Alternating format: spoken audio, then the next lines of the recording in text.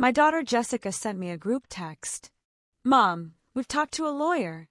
Given your age and some recent episodes, we think it's best if you transfer financial management to us. It's for your own good. My son-in-law Brad had reacted with a heart. I replied, I understand. I also spoke with a lawyer. Today I discovered you've opened 3 credit cards in my name. At 11:23 p.m. the calls began. 67 calls before dawn.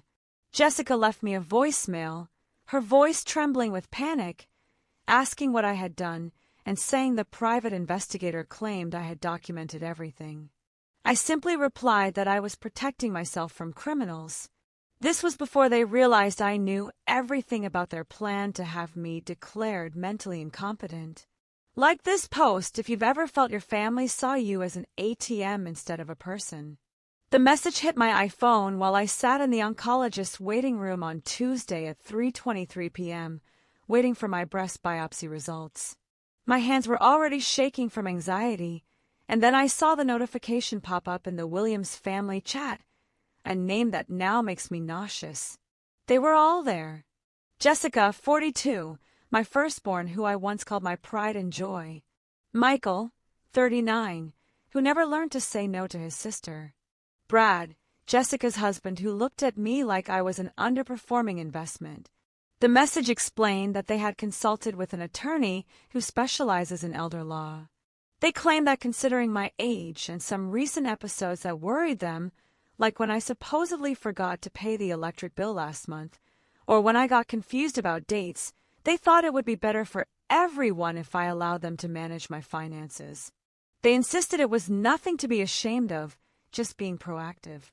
Below the message, Brad had put a heart emoji. Michael had reacted with a thumbs up.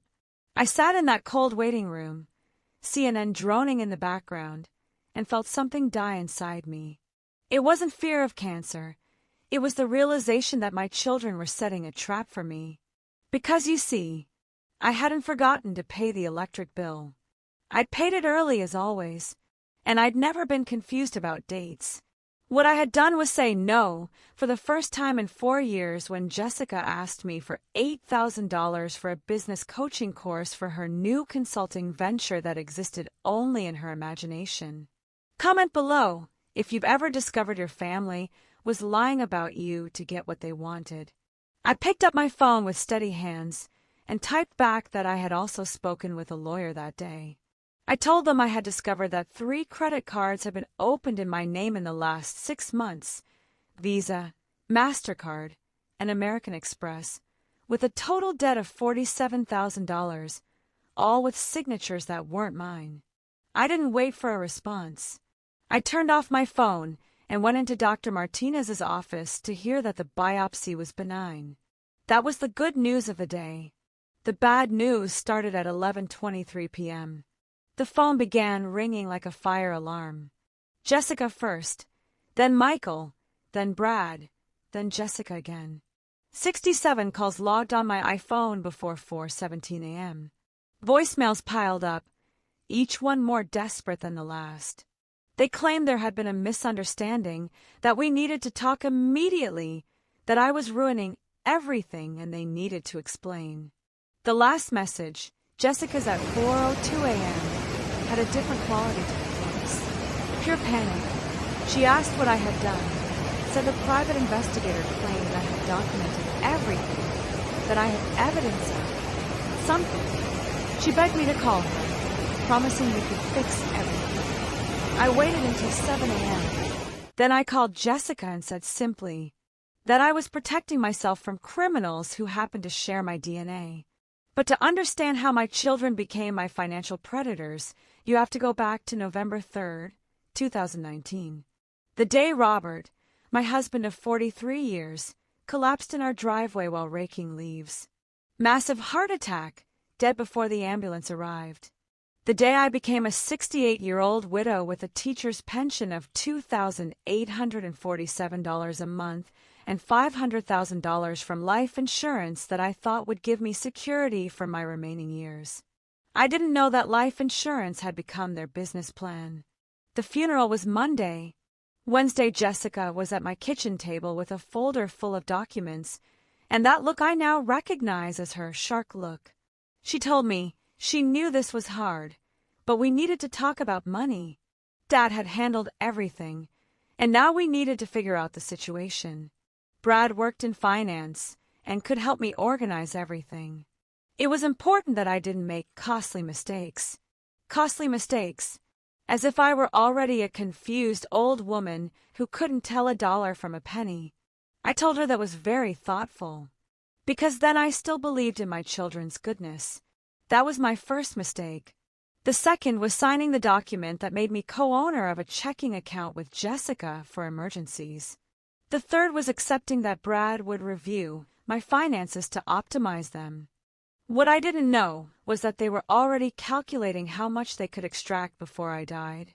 The first emergency came 2 weeks after the funeral. Sophie, Jessica's daughter, needed urgent dental care. $3,247. I wrote the check without hesitation. The second emergency was at Christmas. Michael's car had broken down. $4,890 for repairs. He promised to pay me back as soon as he got the insurance reimbursement. The reimbursement never came, but the emergencies continued. In the first year after Robert's death, my family loans totaled $23,000. In the second year, $31,000. In the third year, $28,000. But in the fourth year, things accelerated. Jessica decided to open a boutique. She told me this was her chance, that the bank loan was almost approved. She just needed $15,000 for the down payment.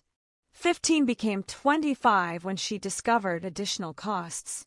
Then another $10,000 for inventory. Then $5,000 for marketing. $40,000 for a boutique that closed after 6 months because Jessica was too busy spending money to buy inventory. But the real shock came when I started receiving bills for credit cards I'd never opened. Subscribe to my channel if you want to know how to protect yourself from family fraud. The first card arrived in January 2023.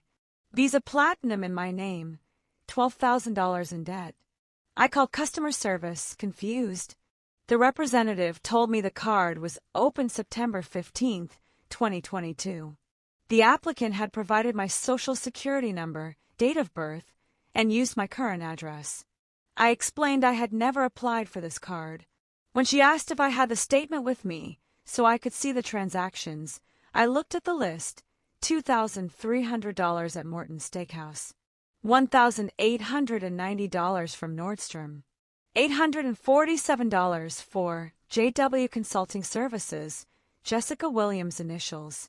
My blood ran cold. I asked if a copy of my driver's license had been sent with the application. She confirmed that yes, everything was in order. But my license was in my wallet that I kept in my purse. The purse I always left on the kitchen chair when Jessica and Brad came to check on how I was doing. That night I didn't sleep. The next day I called a private investigator. Marcus Chin, former Omaha police detective, now specializing in financial fraud. His office was sparse, just a desk, 2 chairs, and a wall full of certifications.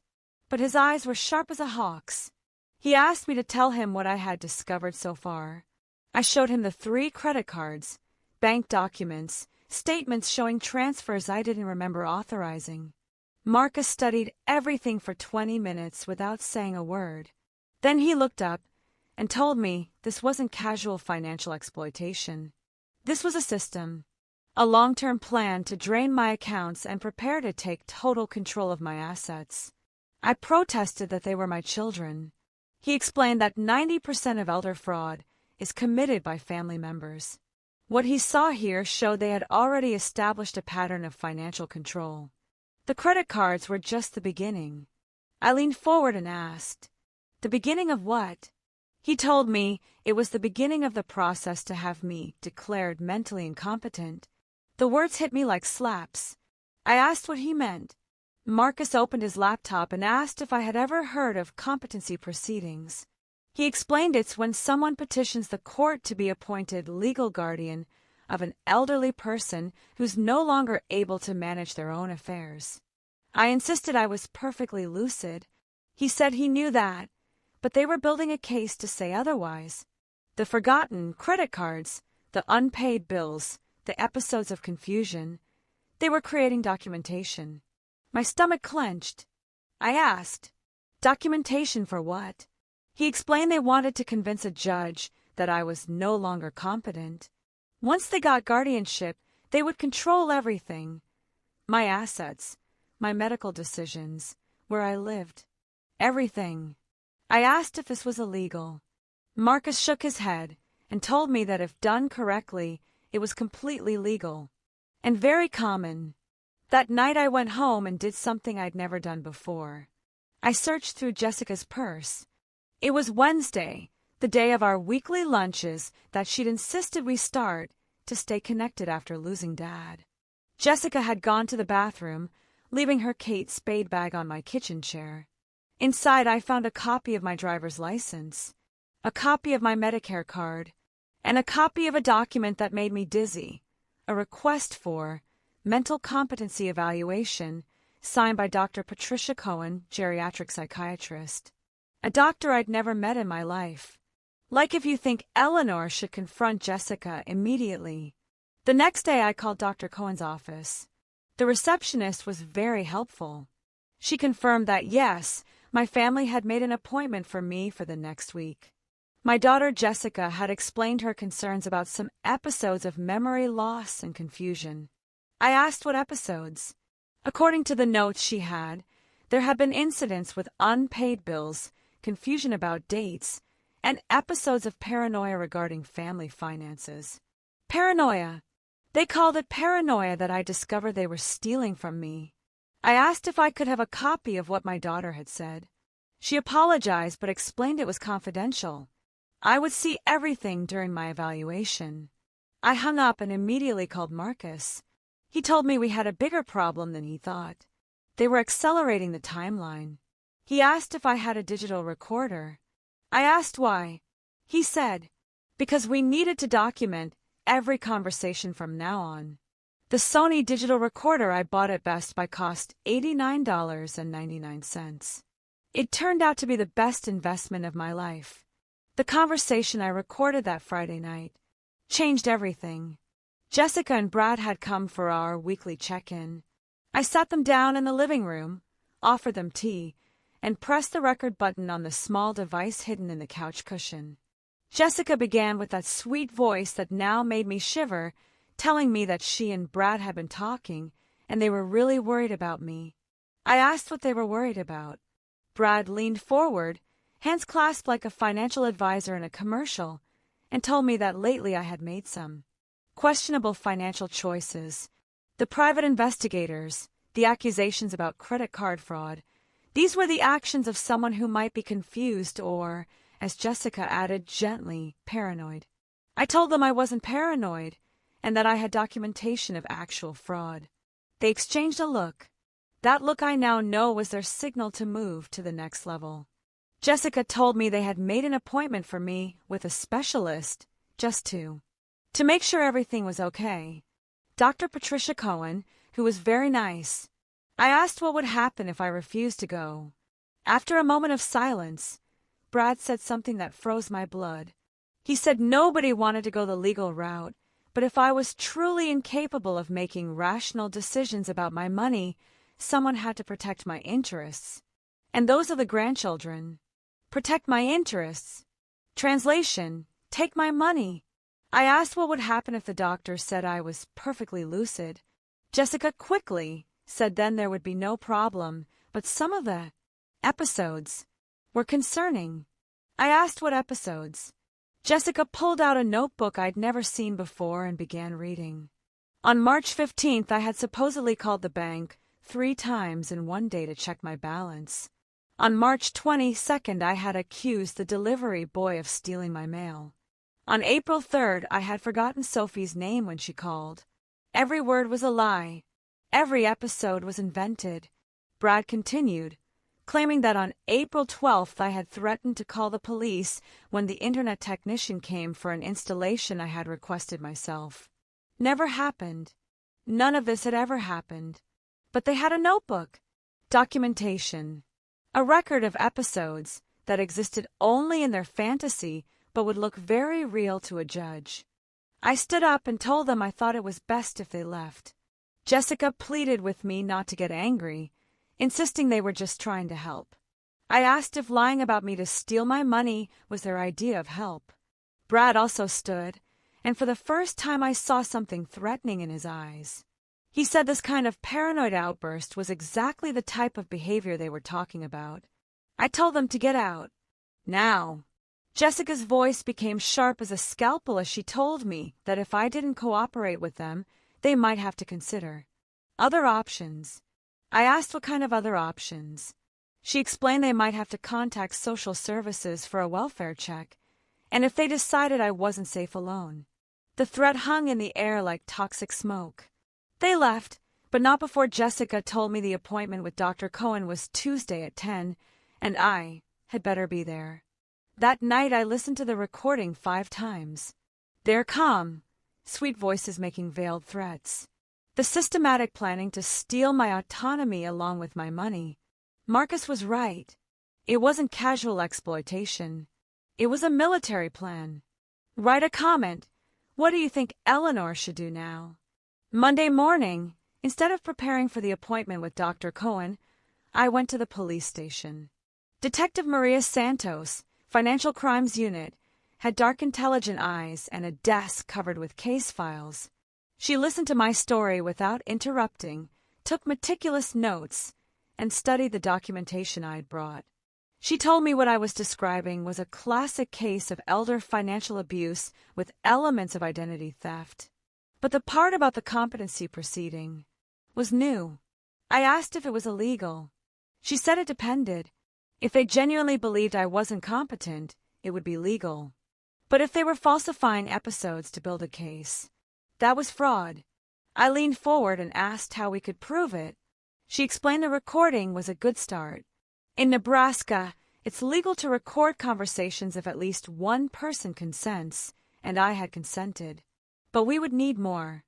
I asked, more what? She said evidence that they were actively coordinating a plan to illegally gain control of my assets. Written communications would be ideal. That evening I did something I never imagined I'd do.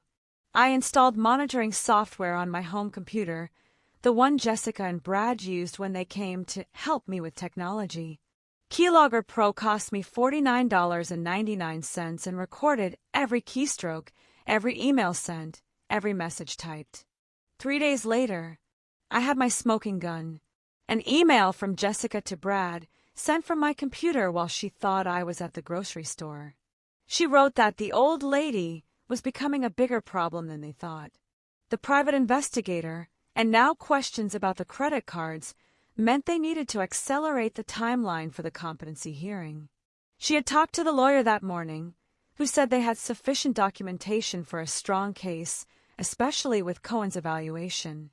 Once they got guardianship, they could transfer everything into a trust controlled by them before I did more damage.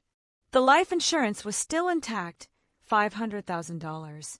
But they needed to move fast. I had started changing passwords and closing accounts. If they waited too long, I might hide assets or, worse, change the will. She said they couldn't afford for the crazy old bat to ruin their financial future. The kids needed that college fund. Brad's reply email was even worse. He said he understood the frustration, but they needed to be careful. If I suspected something and started talking to the wrong people, they could have bigger problems. He asked if Cohen was definitely on their side, if they could trust her to declare me incompetent. Because if she didn't, all their planning would fall apart. He wondered what they would do if I refused to sign the power of attorney once they had guardianship. The lawyer said they could force it, but he didn't want legal complications. He had checked online and found that elder abuse prosecutors in Douglas County were aggressive. They couldn't afford missteps. Maybe they should consider the long-term care approach instead. Get me in a facility, isolation, then gradually assume control. It would be harder to challenge legally. I sat in my kitchen at 11:47 p.m., reading emails written on my computer that systematically planned the destruction of my freedom, and finally understood what I was facing. These weren't my children who had made mistakes. These were criminals who had meticulously planned to steal my life. The difference was everything. Subscribe to my channel to get updates on how the story ends. The next day, instead of going to the appointment with Dr. Cohen, I went to the FBI. The Omaha FBI office is in an anonymous glass building that looks more like a bank than a crime-fighting headquarters. Special Agent Jennifer Walsh, white-collar crime unit, had short red hair and an air of absolute competence. She told me elder financial abuse was a priority for the Bureau, especially when it involved wire fraud and conspiracy. She showed me the printed emails and explained these communications showed clear evidence of criminal conspiracy to commit elder abuse, mail fraud if they used the postal system for any part of the scheme, and potentially RICO violations if they could prove a pattern of racketeering. I asked if this was like the mafia. She explained RICO applies to any criminal enterprise engaged in a pattern of racketeering activities. What my children had done definitely qualified. Agent Walsh leaned forward and told me she was ready to open a federal investigation. But she needed me to do something brave. I asked what. She said she needed me to go to the appointment with Dr. Cohen. My heart stopped. I asked why. She explained that if they could catch them in the act of falsifying a psychiatric evaluation, they would have a rock-solid federal case. But it meant I had to go in there. Wired, like in a spy movie. I asked if it was safe. She assured me I would be in a public medical office in broad daylight. They would have units in the area. But yes, there was risk. I looked at the printed emails on the table between us. The meticulous plans to steal my life. I told her, let's do it. Tuesday morning, I woke up at 5:30 a.m. and put on the small transmitter Agent Walsh had given me. It was the size of a coin and attached under my bra with medical tape. The range was 2 miles, and the audio quality was crystal clear. Dr. Patricia Cohen's office was in a medical building complex on Dodge Street. Beige waiting room, dated magazines, soft rock music from the 80s. It looked completely normal. Dr. Cohen was about 55, gray hair and a chignon, designer glasses. She greeted me with a warm smile and said she was so glad to finally meet me, that my daughter Jessica had told her so much about me. I asked what exactly Jessica had told me. Dr. Cohen opened a thick file and explained that Jessica was concerned about some changes she had noticed in my behavior over the past few months. Memory issues, confusion about finances, some paranoid thinking. I asked about the paranoid thinking. She described accusations of family members stealing money, suspicions about perfectly normal activities. She looked at me with what I suppose was meant to be compassion and told me these were symptoms, very common in early-stage dementia. I told her I didn't have dementia. She said naturally I would think so, explaining that lack of insight into one's own cognitive decline was one of the primary symptoms. For the next 45 minutes, Dr. Cohen subjected me to what she called a comprehensive cognitive evaluation. But every question was designed to support a predetermined diagnosis. She told me my daughter said that recently I had forgotten my granddaughter's name during a phone call. I said that never happened. She claimed I had accused the delivery boy of stealing my mail. I said that didn't happen either. She told me denial was a very common response. I interrupted and asked if she had ever actually spoken with me before today. She said no, but my daughter had provided comprehensive background information. I asked if she had verified any of the episodes Jessica had told her. After a pause, she said she didn't think this type of interrogation was productive. I told her it was a simple question and asked again if she had verified any of the information my daughter had given her. Dr. Cohen closed the file and told me that based on what she had observed that day, defensiveness, paranoid questioning, agitation, together with the background information provided by my family, she was concerned about my cognitive state. I asked if she was going to diagnose me with dementia based on unverified information and the fact that I was asking questions.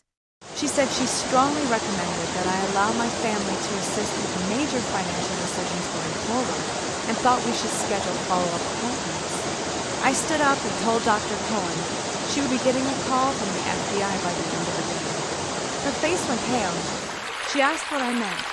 I asked if she knew what conspiracy to commit elder abuse was, explaining that what she had just done, attempting to diagnose me with dementia without proper evaluation, based on false information provided by people with clear financial motive, was a federal crime. I walked out of the office with Dr. Cohen shouting after me not to leave without completing the evaluation. In the parking lot, Agent Walsh was waiting in a black SUV. She asked how it went. I asked if she had recorded everything. She confirmed every word had been captured and told me what I had just done might save other elderly people from the same scam. But the hardest part was still to come. Like if you want to know what happens when Eleanor confronts Jessica and Brad with the evidence. That evening, I called Jessica. She answered excitedly, asking how the appointment with Dr. Cohen had gone and if she was nice. I told Jessica I needed her and Brad to come over that night because we needed to talk. She asked if everything was okay, saying I sounded agitated. I asked if 7:30 would work. She agreed, saying Brad would bring Chinese takeout, my favorite, as if ordering my favorite food could somehow compensate for planning to steal my life. At exactly 7:30, they rang the doorbell. Jessica with a nervous smile, Brad carrying bags from Golden Dragon. The digital recorder was already on in the couch cushion. Jessica commented that I looked tired and asked how the day had really gone. I told them both to sit down. They sat on the couch, suddenly cautious. I told them I had something to show them and pulled out the printed emails, asking if they recognized them. Jessica looked at the first page and went white as a sheet.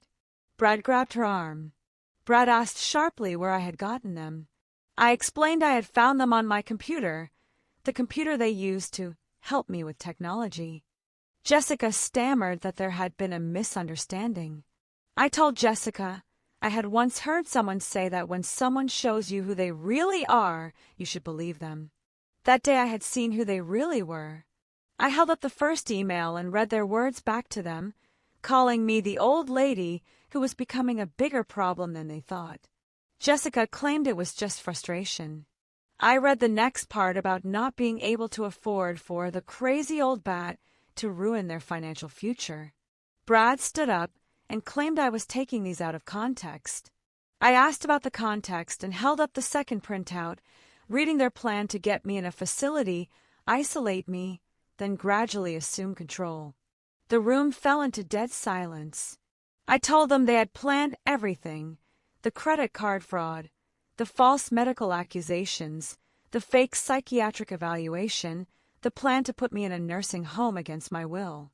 All for $500,000. Jessica started crying and said it wasn't supposed to be like this. I asked how it was supposed to be and told her to explain that to me. She said they thought, after Dad died, I seemed so lost and they were struggling financially and I had all this money just sitting there. I said so they decided to steal it. Brad interrupted, insisting they weren't stealing, that they were going to take care of me. The nursing home idea was only if I became actually incompetent. I pointed out they were planning to make me seem incompetent whether I was or not. No one answered. I told them I had spoken with the FBI that day. Jessica's crying stopped immediately. Brad's face went gray. Brad asked what I had told them. I said everything: the emails, the credit card frauds, the conspiracy with Dr. Cohen. Everything. Jessica insisted I couldn't be serious because we were family. I stood up and looked at my daughter, this stranger who shared my DNA and had planned to steal my freedom. I told them that criminals who target elderly people aren't family. They're predators, and I don't feed predators anymore. Brad jumped up and said if I pursued this, I would destroy the family. Sophie and Jake would lose their college funds. I told them Sophie and Jake's college funds were never supposed to be built on money stolen from their grandmother. And if they were, that was a lesson worth learning.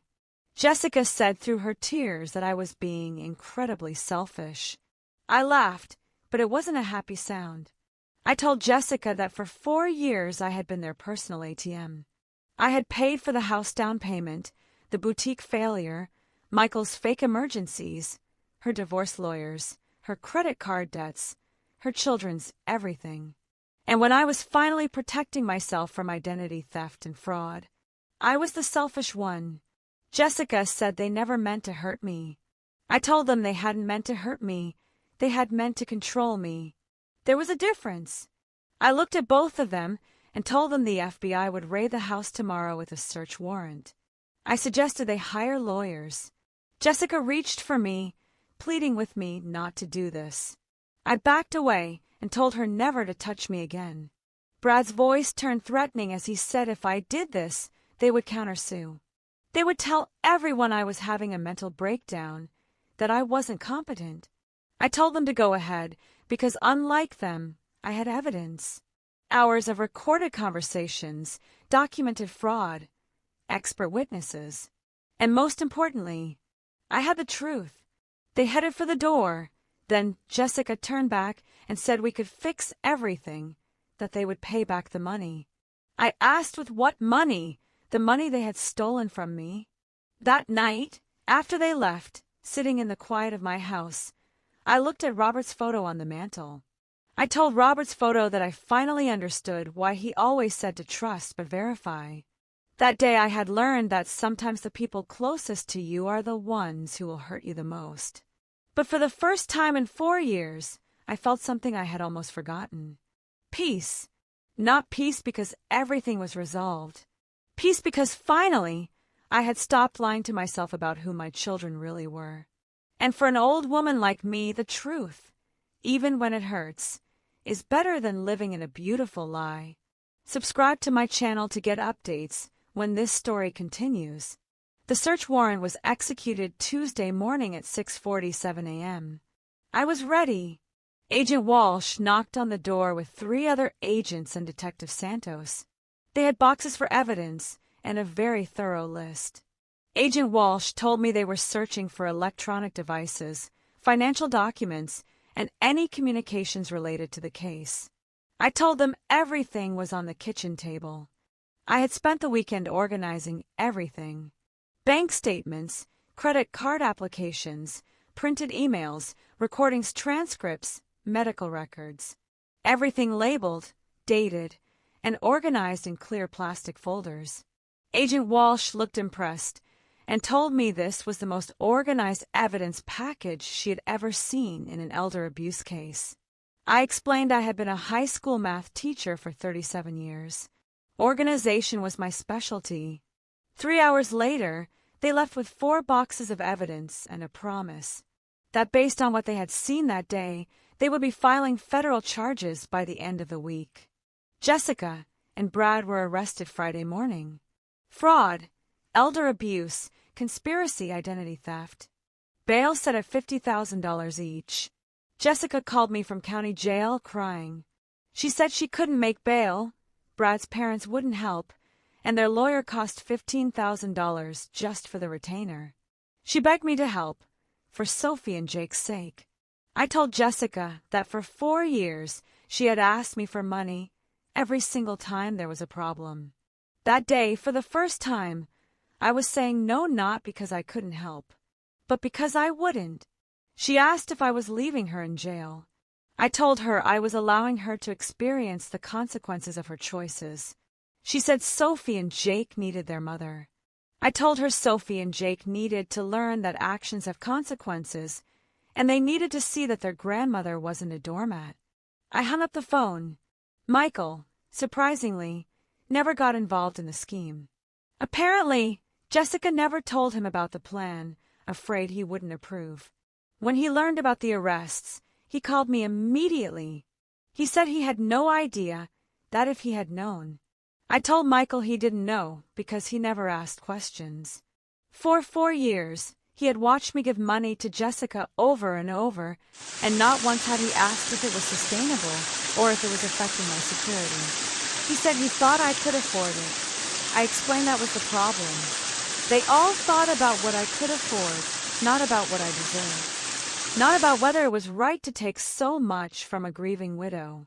He asked what he could do now. I told him he could start by building a relationship with me that wasn't based on money, and he could help Sophie and Jake understand why their mother was in jail. The trial took place 8 months later. Federal courthouse downtown, Judge Patricia Morrison presiding. Jessica pled guilty to avoid a longer sentence. Brad fought it and lost. During my victim impact statement, I told the court that the defendants didn't just steal money from me. They stole my peace of mind, my trust in family, and nearly stole my autonomy. They planned to have me declared incompetent and warehoused in a facility while they spent my life savings. This wasn't a case of children making mistakes. This was a case of adults who committed calculated, systematic fraud against an elderly woman who loved them. Jessica got 3 years federal prison. Brad got 5. Today, it's been 18 months since the arrests. Sophie is now a senior in high school and visits me every Sunday. We've built a relationship based on mutual respect instead of money. Last week, Sophie asked me if I ever regretted what I did to her mom. I told Sophie that what I did was protect myself from people who were committing crimes against me. I didn't regret protecting myself. She asked if I didn't miss her. I told her I missed the daughter I thought I had, but the person who planned to steal my freedom and put me in a facility against my will. No, I didn't miss that person. Michael and I have slowly rebuilt our relationship. He pays for our dinners out, remembers my birthday, and calls just to talk. It's what a normal parent-child relationship looks like. The money, all of it, is being managed now by a financial advisor Agent Walsh recommended. The $500,000 life insurance policy is still intact. But instead of going to Jessica and Michael, it's now split between Sophie and Jake's education trusts, the Alzheimer's Association, and the Elder Financial Abuse Prevention Foundation. Jessica will be released next year. She's written me letters from prison, dozens of them, all asking for forgiveness, all promising to do better, all eventually asking if I'll help with her reentry planning. I don't respond to the letters, because the thing about boundaries is, they only work if you enforce them consistently. And the thing about forgiveness is, it doesn't require you to trust again. I've forgiven Jessica for what she did. I've let go of the anger that was eating me alive. But forgiveness doesn't mean I have to give her another opportunity to hurt me. It means I can live in peace while protecting myself from future harm. Robert would be proud. I finally learned the difference between being loving and being a victim. The text message came at 2:47 p.m. on a Tuesday, but my real life started the moment I decided to fight back instead of giving in. And that, as Robert used to say, makes all the difference in the world. Last week, I got a call from Agent Walsh. She wanted to let me know that the FBI is using my case as a training example for new agents studying elder financial abuse. She told me my case shows other elderly victims that they can fight back successfully. I had literally saved other people from similar schemes. I said I was glad something good came out of it. She said it was more than something good. I had become a hero to a lot of elderly people who thought they had no choice but to tolerate family abuse. Hero. It's not a word I would have applied to myself 2 years ago.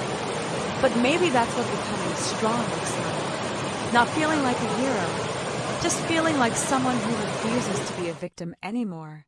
The phone rings sometimes, and it's women my age who found my story online. They tell me about their own children, their own financial abuse, their own fear of speaking up. They ask what they should do, and I tell them the same thing Agent Walsh told me: document everything. Trust your instincts, and remember that you don't owe anyone your security just because you love them. Because love without boundaries isn't love. It's just exploitation wearing a prettier mask. Comment below. What would you have done in Eleanor's situation? Subscribe to my channel to get more stories like this. If you or someone you know is experiencing elder financial abuse, contact the National Elder Fraud Hotline at 1-833-FRAUD 11 or visit stopelderfraud.ovc.ojp.gov for resources and support.